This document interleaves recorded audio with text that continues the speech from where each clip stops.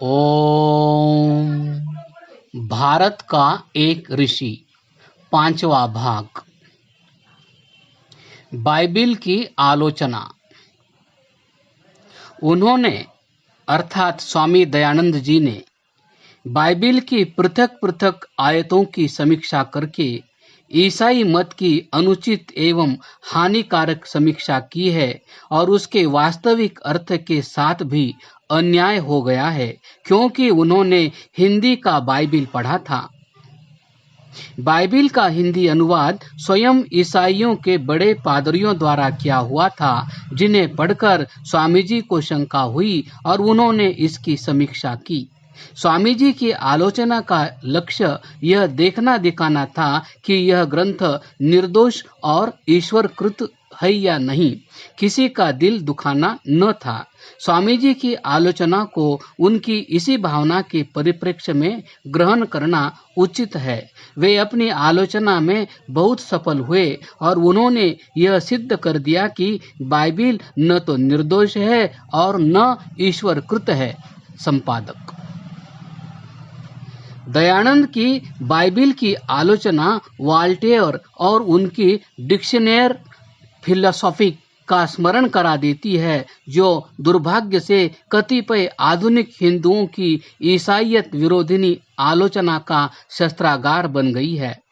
उस पर भी, जैसा कि ग्लेसनप ने ठीक कहा है, कि यह आलोचना यूरोपीय ईसाइयत के लिए स्थिर मूल्य की है, जिसे यह जानना चाहिए कि एशियाई विरोधियों ने उसका कैसा चित्र प्रस्तुत किया है। पुराणों पर प्रहार। दयानंद के हृदय में कुरान और पुराणों के प्रति भी विशेष सम्मान का भाव न था और उन्होंने ब्राह्मणों के गुरुडम को पैरों तले कुचल डाला था। दयानंद ने अपने देश के प्राचीन व अर्वाचीन किसी भी निवासी को क्षमा नहीं किया जिसने किसी न किसी रूप में भारत के पतन में योग दिया था, जो किसी समय संसार का सिरमौर था। वे सच्ची वैदिक धर्म को विकृत करने वालों की बड़ी तीखी आलोचना करते थे। उन्हें लूथर के समान अपने पथभ्रष्ट पोपों अर्थात पौराणिक ब्राह्मणों के साथ भीषण युद्ध करना पड़ा। उन्होंने वेदों का संस्कृत में भाष्य और भाषा में अनुवाद किया। उन्होंने ही सर्वप्रथम वेदों के जल स्रोत को सबके लिए खुलवाया, जिससे वे स्वयं अपनी प्यास बुझा सकें।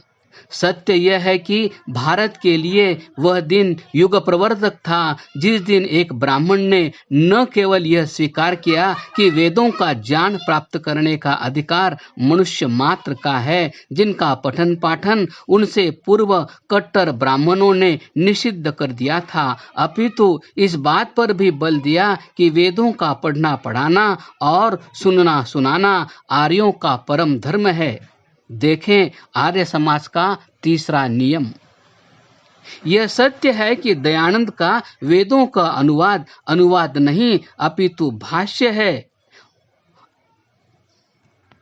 उसकी और प्रामाणिकता, वेदों की अपौरुषेयता, दयानंद की कठोर प्रणाली, उनके युद्ध घोष और उनके राष्ट्रीय उपास्य देव के पक्ष और विपक्ष में भी बहुत कुछ कहा जा सकता है।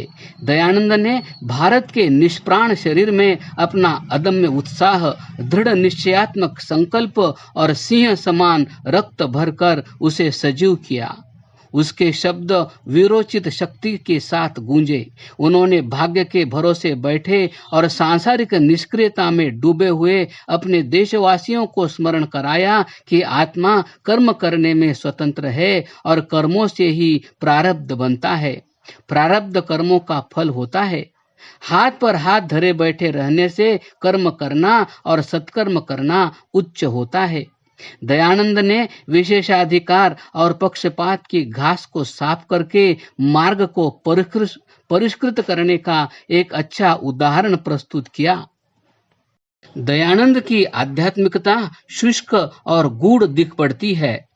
महर्षि दयानंद की आध्यात्मिकता की उच्चता के विषय में योगी अरविंद कहते हैं कि दयानंद वे महानुभाव थे जिन्होंने वस्तुओं की आत्मा पर अपना अनिश्चित और अनौपचारिक प्रभाव नहीं डाला, अपितु जिन्होंने मनुष्यों और वस्तुओं पर अपने व्यक्तित्व की ऐसी छाप डाली जो मिट नहीं सकती।